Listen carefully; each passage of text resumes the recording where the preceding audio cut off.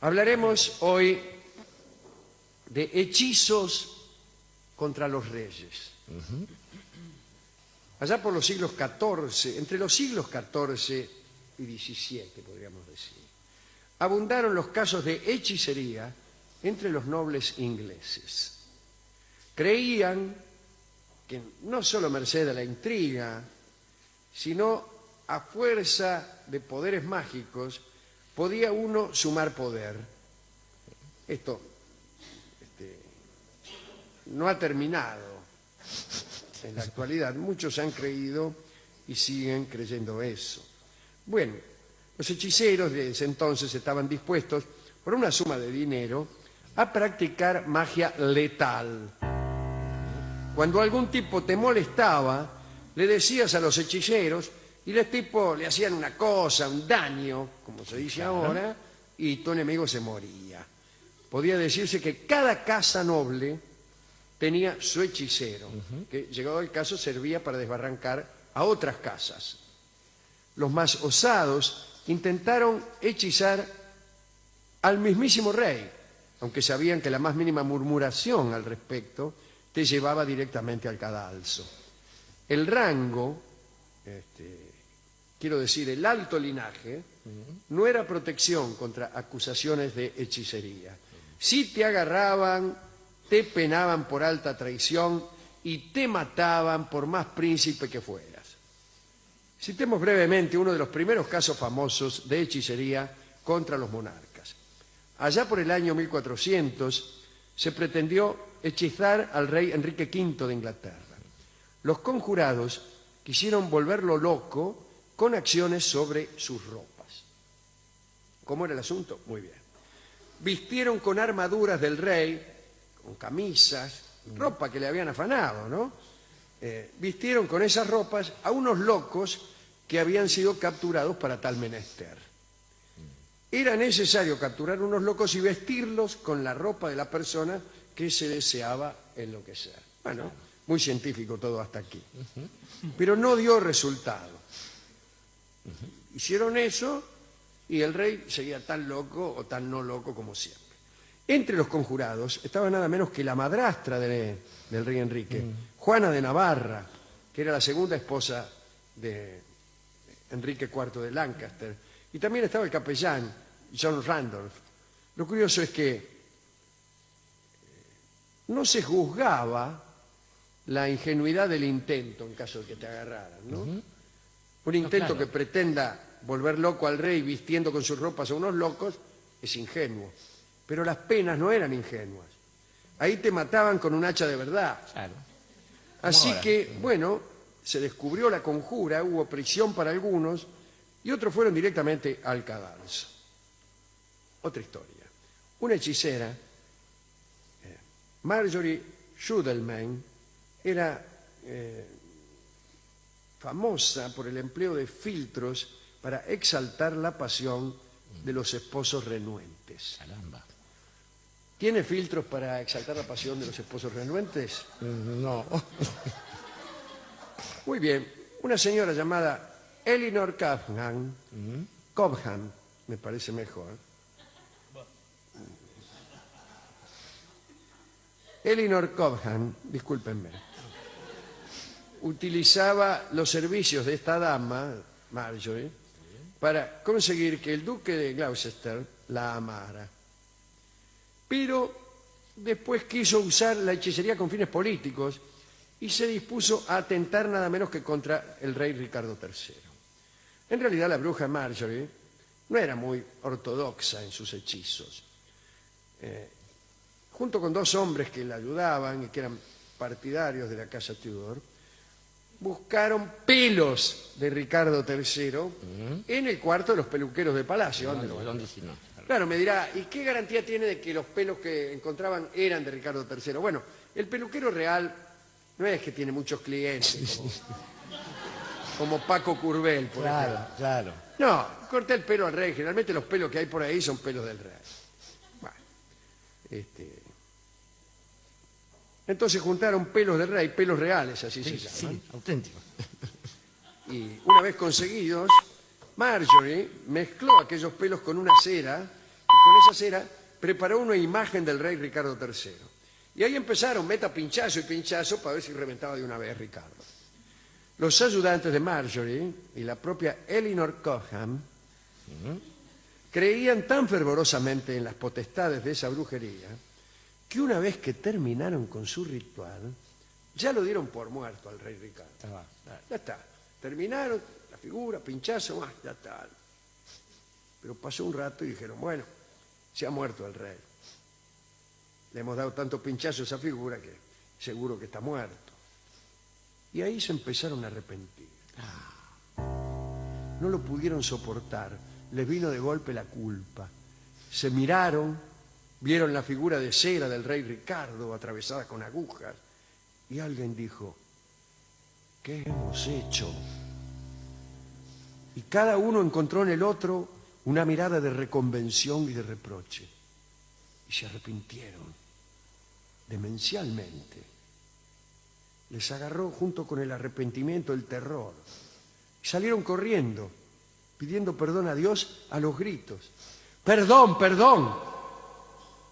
Intervino la guardia para detener aquel escándalo. Preguntaron qué pasaba. Y los tipos gritaban, pedimos clemencia, pedimos clemencia. Los llevaron ante Ricardo III. Lo peor es que ellos no esperaban encontrar a Ricardo III, porque lo creían muerto. Cuando lo vieron se prosternaron horrorizados, creyendo que aquel era el fantasma del rey Ricardo. Y ahí confesaron su crimen. Pobre gente. Marjorie la bruja fue quemada en Smithville. ¿Por qué razón? Si no había hecho nada la pobre mujer. Le había dado unos pinchazos a una figura hecha con cera y pelos. La conspiradora principal, Elinor Cobham, fue obligada a hacer penitencia pública en las calles y después murió prisionera en la isla de Man. Otra historia.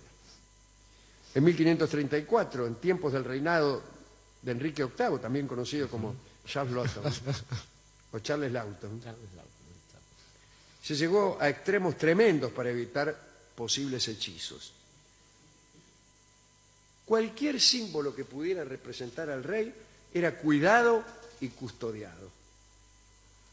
En determinado momento se pensó que los árboles que rodeaban la Torre de Londres eran símbolo inequívoco de la fortaleza del rey y de su estirpe. Y se castigó a quienes, a veces sin desearlo, maltrataban a aquellos árboles. En el año 1534, como se ha dicho, una adivina conocida como la doncella de Kent agitó al pueblo con la profecía de que el país no tendría bienestar hasta que cierto árbol no fuera destruido de raíz. Entonces algunos fueron a talarlo. Y esto fue considerado como un ataque contra el rey Enrique. Entonces, la doncella de Kent fue arrestada y ejecutada. O sea, bueno, había mucho que creer. Claro. Primero había que creer, si vos eras la doncella de Kent, que un cierto árbol debía ser destruido para que el país prosperara. Tenías que creer eso. Sí. Pero después necesitabas mucha gente que creyera que este y otros árboles simbolizaban el poder del rey. Y después necesitabas muchísima gente que confundiera el símbolo con la cosa, Claro. que es lo peor. Uno puede creer que un árbol simboliza el poder del rey, pero creer que un ataque a un símbolo es un ataque al rey y penalizar en consecuencia ya es un grado de locura muy avanzado. Bueno, la arrestaron y la ejecutaron a la doncella de Kent. Última historia. En el año 1603 murió la reina Isabel de Inglaterra, sin descendencia, como saben ustedes, y se eligió para sucederla a Jacobo VI de Escocia, que era hijo de María Estuardo, Claro. la misma mujer que Isabel había mandado a matar. Tenía 37 años Jacobo, y con él se inició sería mucho mejor, la dinastía de los Estuardo, de Stuart. Su apariencia era ridícula. Usaba una barba dispersa, era muy torpe, a cada momento se caía del caballo. En realidad no a cada momento, sino solamente cuando montaba. Hablaba mucho, pero con enorme dificultad, de suerte que no se entendía lo que decía. Algunos dicen que le gustaban los muchachos y que tenía varios favoritos, pero también varias favoritas. Una de ellas se llamaba Lucy Stratfield y no era muy conveniente para el protocolo, puesto que no era noble. Jacobo la quería muchísimo. Yo he contado esta historia en un libro. Entonces, para disciplinar al rey y para que la estirpe no peligrara, casaron a Jacobo con una princesa danesa que se llamaba Ana, y con ella tuvo a quien luego fue el desdichado rey Carlos I. Pero Jacobo, obligado a abandonarla, no podía olvidarse de Lucy Stratfield. Por esos tiempos algunos hechiceros vendían anillos para olvidar. Esos anillos alejaban de la mente del que los usaba cualquier recuerdo del antiguo amor. El poder era tal, decían los charlatanes, que se olvidaba no solo el dolor del amor perdido, sino el recuerdo de quién era el que había producido aquel dolor. No te quedaba nada. Jacobo I ordenó a un ayuda de cámara que le consiguiera uno de aquellos anillos. Cuando digo Jacobo I, digo bien, porque es Jacobo I de Inglaterra, Sí. pero también Jacobo VI De Escocia, de claro. Escocia, claro. Le ordenó a una ayuda de cámara que le consiguiera uno de aquellos anillos, y conseguirme un anillo del olvido. Y el experimento dio resultados, o pareció darlos.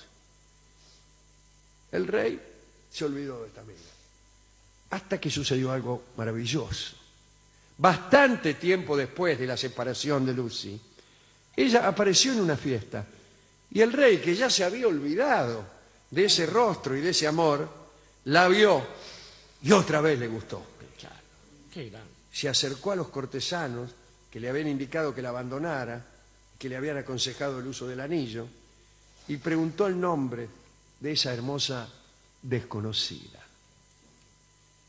Nunca se supo si el anillo era ciertamente poderoso o si Jacobo quiso vengarse de algún modo de los destructores de su amor. Pero bailó con Lucy, la llevó por algunas semanas a los aposentos como la más novedosa de las amantes. Estupenda esta última historia, buenísima. porque además es, creo, la única posibilidad para volver con un viejo amor. Empezar otra vez como si se tratara de otra persona. Totalmente. Bueno, está bien eso, tener un anillo para olvidarse de los amores dolorosos. Después, si yo fuera un poeta de 5 pesos, diría, bueno, yo prefiero no olvidarme, etcétera, No, etcétera. fuera de aquí, fuera de aquí. Basta de eso. Y así 20 Basta páginas más de de, literatura. basta de crónicas del ángel gris. Qué cosa, ¿eh? En fin, bueno, usted ha olvidado algunos autores que habían producido eso, pero esto pasa, Alejandro, en realidad siempre está difusa la frontera entre lo natural y lo sobrenatural, porque en realidad esa frontera es la misma que conduce desde el milagro a la ciencia. Esto es, algo que era sobrenatural se convierte en natural cuando uno sabe cómo funciona. De modo que la hechicería y la ciencia están unidas inequívocamente, aunque pertenezcan aparentemente a bandos distintos. Fíjese, las reliquias, por ejemplo, funcionan para los creyentes, pero para los no creyentes también. Quiero decir, si la reliquia funciona para un creyente y el creyente gana, el no creyente empieza a creer en la reliquia también. Y los principios, claro, los principios no han cambiado mucho. Fíjese la magia simpática, por ejemplo. La magia simpática, usted contaba el ejemplo de estos trajes del rey que se le ponían a un loco. Las vacunas no son otra cosa que eso. Uno toma un elemento de ese daño y, bueno, lo hace funcionar, pero a la inversa, como el suero antiofídico y ese tipo de cosas. En verdad, digo, basta que alguien crea para que no solamente funcione, sino que hasta se pueda legislar. Y no estoy exagerando. Yo trabajé, como usted sabe, varias veces en la República de Haití, donde la legislación prohíbe la zombificación. Y, digo, no es una superstición, es un efecto que se causa con química. Pero se dice a la gente que, dice que es el alma del tipo, de la víctima, aquello que queda prisionera. La legislación ordena liberar las almas y esto funciona de ese modo, porque el delito no es otra cosa que aquello que la gente cree que está mal. Y estas cosas funcionan. Creo que la Inquisición actuaba en ese sentido con justicia al ordenar determinadas penas. Si una superstición castiga otras supersticiones, me parece que es lo más justo, después de todo. Está bien, ¿No es es cierto. Sí. Contrariamente a lo que se glosaba en el texto. Pero claro, se supone que, bueno, que uno estaban hablando en nombre de la verdad. Después de todo, la malevolencia se castiga cuando el imputado está cierto de haber cometido un acto malevolente. claro. Entonces es justo. Entonces es justo, Él precisamente. intentó hacer daño. Ajá. Bueno, después que haya intentado hacer daño con métodos de incompetencia, bueno, es otra historia. Lo interesante es cuando el tiempo que nos ha tocado vivir, y desde hace unas cuantas décadas, las cosas se empiezan a mezclar. Y entonces hay gente que pertenece a esa religión llamada catolicismo y también lee el horóscopo. Y las cosas empiezan a tomar un carácter bastante mezclado, y ahí es donde aparece el arte como salvación. Porque este tipo de cosas, el pretender que el momento del nacimiento o pretender que hay un Dios que es pájaro, padre e hijo, funcionan en el arte de una manera noble y empiezan a producir un efecto accesorio. A tal punto que se me ocurrió una conspiración concebida así, una maldición o una receta o lo que fuere, que pase por una obra de arte y que entonces se diga en esa canción, por ejemplo, en esa ópera, lo que sea, la forma de un hechizo para transformar en chancho al tipo que uno tiene como enemigo. Y que entonces esta obra empiece a producir de algún modo un efecto, siempre y cuando uno haga difundir esto como un mito urbano. Un mito urbano según el cual hay una canción que cuando la escucha un tipo en determinadas circunstancias, su novia se le va con uno, por ejemplo, o con otro. Y que entonces esto primero va a funcionar para los simples, para los sonsos y para los niños, que es como empiezan estas cosas. Y entonces se va a ir difundiendo como una especie de miedo, de pequeña leyenda, que después se va a meter en el corazón de una comunidad y se va a transformar en folclore. Y no estará lejano el día en que cuando alguien precise un ungüento o alguna pócima o algo así, prendan la radio y digan, ojo, ojo, están por tocar la samba de los yuyos. Y la samba de los yuyos es lo que escucharemos ahora en la versión del grupo vocal argentino del Chango, del querido Chango Farías Gómez.